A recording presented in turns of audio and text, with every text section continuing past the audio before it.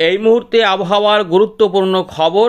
প্রচণ্ড গরম এবং অস্বস্তিকর অবস্থা আজও বজায় থাকবে, কিন্তু এরই মধ্যে আবার বৃষ্টিপাতের সতর্কতা, যেখানে কালবৈশাখী সৃষ্টি হতে পারে বলে জানিয়েছে আলিপুর আবহাওয়া দপ্তর। 7 থেকে 8টি জেলাতে পশ্চিমের দিক থেকে শুরু করে সেটা পূর্ব দিকে সরে যাওয়ার সম্ভাবনা থাকছে।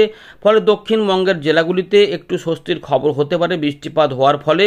এই সময়কালে তাপপ্রবাহ থাকবে না এবং যেখানে থাকতে পারে একটু স্বস্তির আমেজ, যে খুব গরম যেটা লাগছে তাতে একটুখানি আরাম হতে পারে, কিন্তু পুরোপুরি হবে না, কারণ ওই বৃষ্টিপাতগুলো হয়ে যাওয়ার পরে আবারও কিন্তু তাপমাত্রা বাড়তে পারে। তবে তাপপ্রবাহ হবে কিনা সেই নিয়ে বলেনি। ইতিমধ্যে ঘূর্ণাবর্তের প্রভাব রয়েছে, যারই ফলে জলীয় বাষ্প প্রবেশ হচ্ছে এবং এরই ফলে বিদর্ভ থেকে শুরু করে পূর্ব মধ্যপ্রদেশ, ছত্তিশগড়, উড়িষ্যা এবং আমাদের ঝাড়খণ্ড, এই জায়গাগুলোতে বৃষ্টিপাতের প্রভাব থাকবে। ফলে এখানে কোথাও কোথাও শিলা বৃষ্টিপাত, ঝোড়ো হাওয়া এবং কোথাও কোথাও দু এক জায়গাতে ভারী বৃষ্টিপাত হতে পারে এবং তার প্রভাব আমাদের পশ্চিমবঙ্গ এবং বাংলাদেশে কিছুটা পড়তে পারে।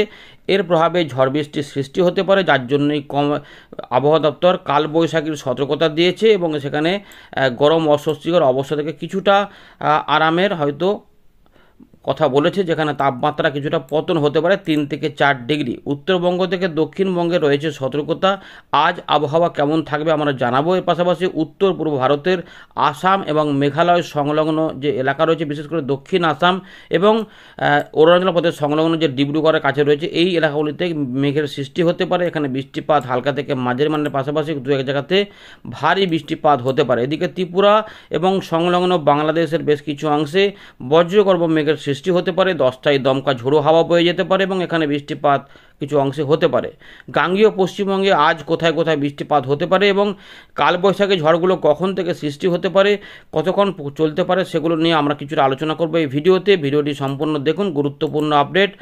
অবশ্যই শেয়ার করে জানিয়ে দেবেন চাষি ভাইদের মধ্যে।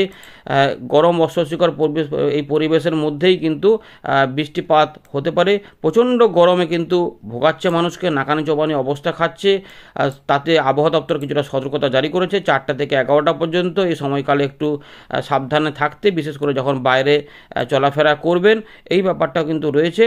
তবে এমন নয় যে তাপটাকে একদম নেওয়া যাবে না, সেরকম নয়, কিন্তু সতর্ক থাকার কথা বলা হয়েছে আবহাওয়া দপ্তরের তরফ থেকে, সেটা আপনাদের জানিয়ে রাখলাম। ভিডিওটিকে লাইক করে দেখতে থাকুন এবং ফেসবুক পেজে নজর রাখুন, এই ভিডিও ডেসক্রিপশনে লিঙ্ক দেওয়া আছে, এবং এই চ্যানেলটিকে সাবস্ক্রাইব করে রাখুন। চলুন আমরা বিস্তারিত খবর আলোচনা করি। ইতিমধ্যে আকাশ পরিষ্কার পরিচ্ছন্ন প্রায় থাকবে, কোথাও আংশিক পাতলা মেঘলা থাকতে পারে, কিন্তু বৃষ্টিপাত হবে কিনা সেগুলো আমরা এখানে আলোচনা করব। দেখি আবহাওয়া দপ্তর কী বলছে, তারপর আমরা এখানে ফেরত আসছি। দেখুন বন্ধুরা, ইতিমধ্যে আলিপুর আবহাওয়া দপ্তর 6 এপ্রিল জানাচ্ছে যে এখানে 6, 7, 8, 9, 10 উত্তরবঙ্গের কিছু অংশে বজ্রবিদ্যুৎ সহ দমকা ঝোড়ো হাওয়া বয়ে যেতে পারে। গাঙ্গেয় পশ্চিমবঙ্গে রয়েছে 7 থেকে 8 তারিখ পর্যন্ত সতর্কতা, যার মধ্যে 6 তারিখেও হিট ওয়েভ থাকবে, তার মানে গরম অস্বস্তিকর অবস্থা থাকবে। 7 তারিখেও কিছুটার প্রভাব থাকবে, তবে হিট ওয়েভটা বলছে না। 7 থেকে 8 এই সময়কালের মধ্যে বৃষ্টিপাত হতে পারে। বজ্রবিদ্যুৎ সহ সতর্কতা দিয়েছে গাঙ্গেয় পশ্চিমবঙ্গে, সেগুলো আমরা আলোচনা করব। চলুন দেখি। এবং 9, 10 এই সময়কালের মধ্যে ঝড় বৃষ্টিটা কমে যাবে, হয়তো কিছু অংশে একটু পাতলা পাতলা মেঘে থাকতে পারে, বা একটুখানি হয়তো দু এক জায়গাতে হয়তো বৃষ্টিপাত হতেও পারে, কিন্তু যেহেতু খুবই হালকা, তাই এখানে সেটা সতর্কতা হিসাবে আসছে না।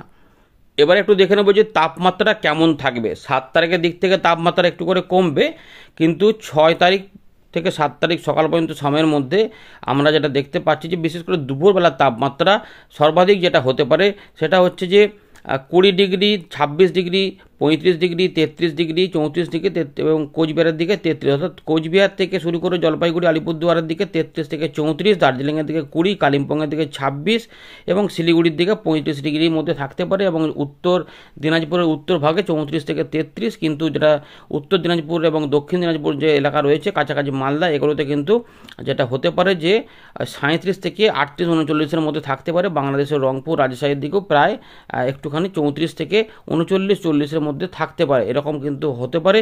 মুর্শিদাবাদ এবং নদিয়া, বীরভূম এই যে এলাকাগুলি রয়েছে, তার সঙ্গে এই এলাকাগুলিতে 39 থেকে এখানে ওই 37, 38, 39 বা 40-এর মধ্যেও থাকতে পারে। কৃষ্ণনগরের দিকে 38, পশ্চিমের দিকে জেলাগুলিতে তাপপ্রবাহ থাকবার জন্য তাপমাত্রা 41 ডিগ্রি পর্যন্ত উঠে যেতে পারে, হয়তো ফিলিংটা 42 মতো মনে হতে পারে।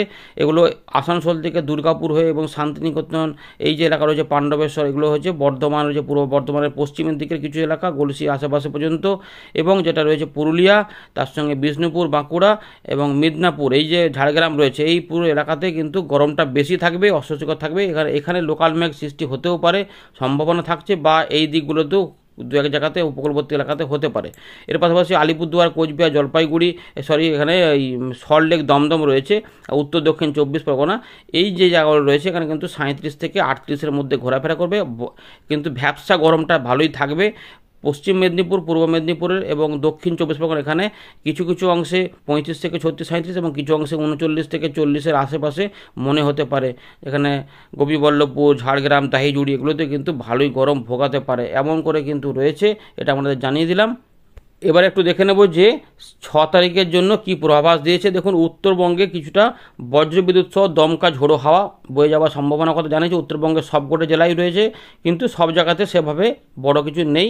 দু এক জায়গাতে হয়তো কোথাও কোথাও মেঘ হতে পারে, সম্ভাবনা থাকছে দু এক জায়গাতে বজ্রগর্ভ মেঘ সৃষ্টি হতে পারে, তাই বড় কিছু নেই।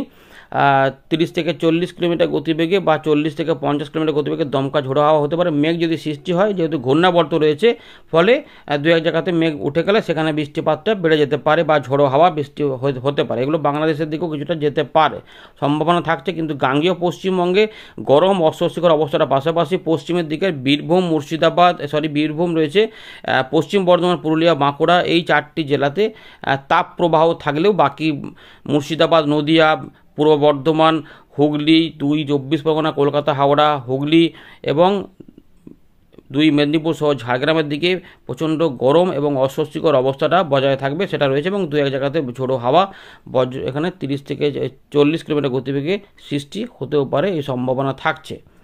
সেটা রাতের দিকেও হতে পারে, মানে এমন সারা দিনের মধ্যে হয়তো দেখা গেলো যে কিছু হলো না, এরকম হতে পারে। 7 তারিখের দিকে এগুলো একটু পরিবর্তন থাকবে, তাপ প্রবাহগুলো থাকবে না, এখানে হয়তো বজ্রবিদ্যুৎ সহ বৃষ্টিপাতের সৃষ্টি হতে পারে। 7 তারিখের ভ্যাপসা গরমটা থাকবে, কিন্তু সেটা বৃষ্টিপাতের মধ্যে মেঘ তৈরি হলে কমে যেতে পারে।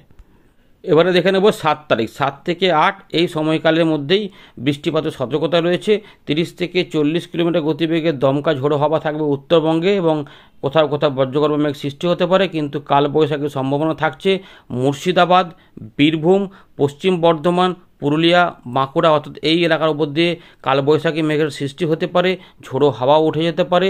সেই ঝোড়ো হাওয়ার গতিবেগ কত হতে পারে না, 50 থেকে 60 কিলোমিটার গতিবেগে ঝড় বয়ে যাওয়ার সম্ভাবনা থাকছে দু একটি জায়গাতে। এটা আবহাওয়া দপ্তর সতর্কতা দিয়েছে, যদি ওঠে সেটা পূর্ব দিকে সরবে, ফলে যদি ধরুন পুরুলিয়াতে উঠলো তো বাঁকুড়ার উপর দিয়ে, পূর্ব বর্ধমানের উপর দিয়ে হুগলির দিকে যেতে পারে, আবার বীরভূমের দিকে হলে সেটা মুর্শিদাবাদের দিকে যেতে পারে। এই রকমভাবে, মানে সব জায়গাতে যেখানে হতে পারে সেরকম নয়, কিন্তু এই সমস্ত এলাকার মধ্যে কোথাও কোথাও চলে আসতে পারে, বা এখানে তো পুরুলিয়া, বাঁকুড়া কাজ দিয়ে হয়তো ঝাড়গ্রাম উপর দিয়ে মেদিনীপুরের দিকে চলে গেল, তাই এই দিক দিয়ে একটা সম্ভাবনা থাকছে, বা এই দিক দিয়ে সম্ভাবনা থাকছে, বা সব জায়গাতেও হতে পারে এরকম গিয়ে এটা পূর্ব দিকে সরে গিয়ে সেটা গোটা দক্ষিণবঙ্গেই কিন্তু তোলপাড় করতে পারে, সম্ভাবনা থাকছে। তাই পুরোপুরি যে হবে সেরকম না, আমরা দু এক জায়গাতে শিলা বৃষ্টিপাতও হয়ে যেতে পারে, যেহেতু ঝাড়খণ্ডের দিকে শিলা বৃষ্টিপাতের বা সম্ভাবনা রয়েছে, বা উড়িষ্যার দিকেও দু এক জায়গাতে রয়েছে, তো ভারী বৃষ্টিপাত সতর্কতা রয়েছে। তাই দু এক জায়গাতে কিন্তু মেদিনীপুর সংলগ্ন এলাকাতে বৃষ্টিপাত বেশি হতেও পারে। এবারে কলকাতা, হাওড়া, হুগলি, 24 পরগনা দিকে দেখুন, বর্ধমান সহ দমকা ঝোড়ো হাওয়া বয়ে যাওয়ার কথা বলেছে, যেখানে 40 থেকে 50 কিলোমিটার উঠতে পারে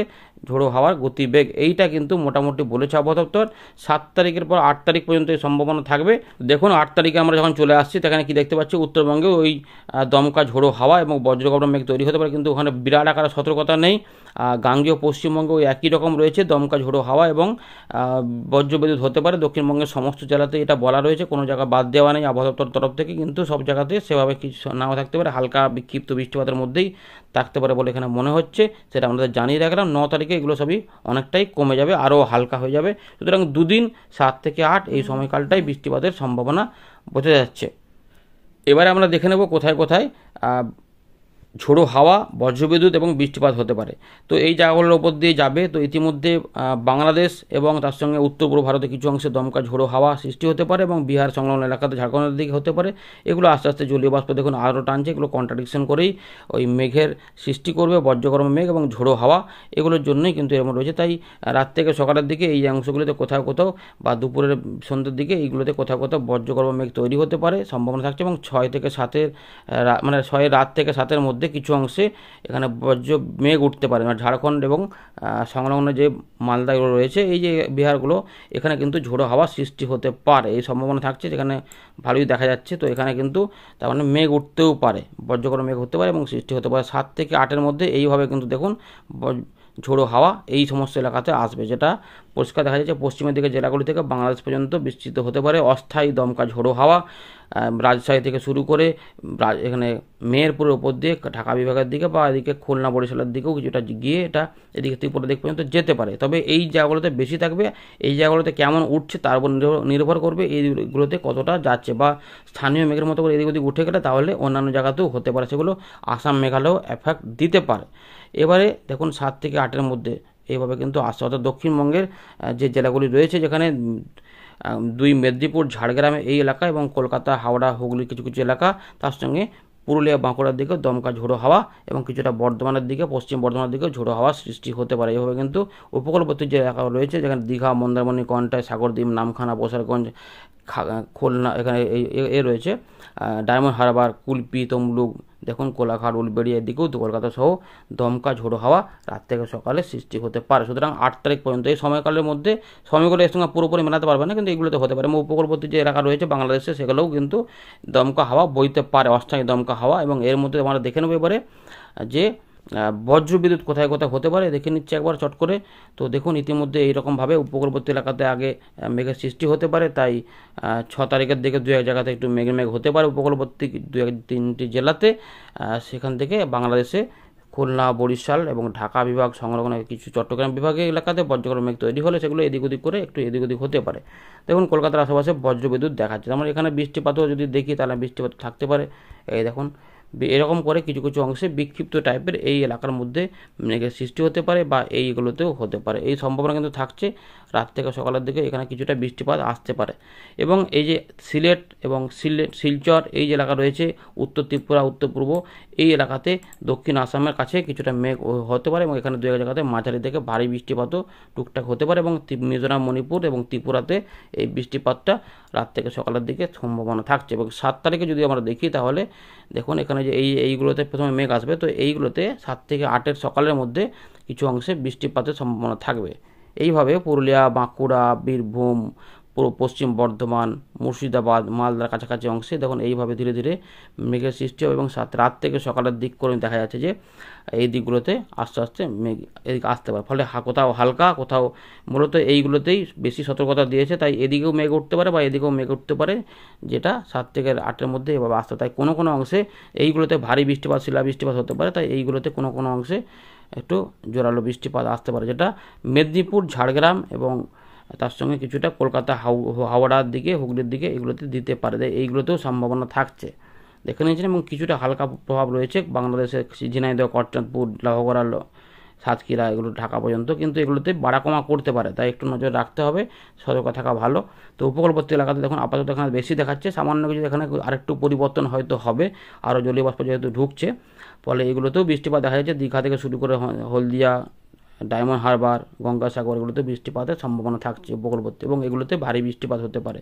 সতর্কতার মধ্যে রয়েছে। উত্তরবঙ্গে দেখুন আমরা যেটা দেখলাম যে হালকা বিক্ষিপ্ত বৃষ্টিপাত হতে পারে। এখানে এই সময়কালের মধ্যে কিন্তু বিরাট আকারে বৃষ্টিপাত নেই, আবহাওয়াটা তাই দমকা হাওয়া এবং কিছুটা হালকা ফুলকা বৃষ্টিপাতের কথা বলছে। তবে স্থানীয় মেঘ, লোকাল মেঘের মতো বেশি উঠে গেলে পরিস্থিতি কিন্তু বদল হতে পারে, সেখানে জোরালো মেঘ হয়ে যেতে পারে। এগুলো কিন্তু সম্ভাবনার মধ্যে থাকছে। তাই এইগুলো ছবির সঙ্গে বাস্তবে পুরোটা মেলাতে পারবেন না, কিছু কিছু একটু এদিক ওদিক হবে। এই আপাতত ছিল, জানিয়ে দিলাম। ধন্যবাদ।